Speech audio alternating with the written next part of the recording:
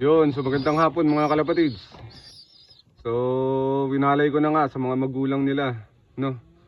Dahil marurunong na rin magtuka. Tapos yung mga puti, mga kalapatids, kung mapapansin nyo ay pwede na ilipat sa loob pero hindi pa. Hindi ko muna ililipat, so papayda rin muna natin para hindi mabugbog sa loop, no? Para hindi bugbugin ng iba. Yung kailangan yung marunong nang lumaban, no? Kasi may mga ganong kalapate, mga kalapatids, kung sino yung mga mahina, yun yung binubugbog ng mga all bird na nating ibon, mga kalapatids. So yung mga brown kalilipat lang natin dito, pero yung mga puti nauna to, no? Kaya tingnan nyo naman yun, buong buo na. So yung mga puti na yan ay ibibigay natin kay Press, no? Dahil kailangan niya ng puti, ibibigay natin yan. Tapos yung brown ilalaro natin, pero yung itim ay gagawin kong stock bird lang yan, mga kalapatids.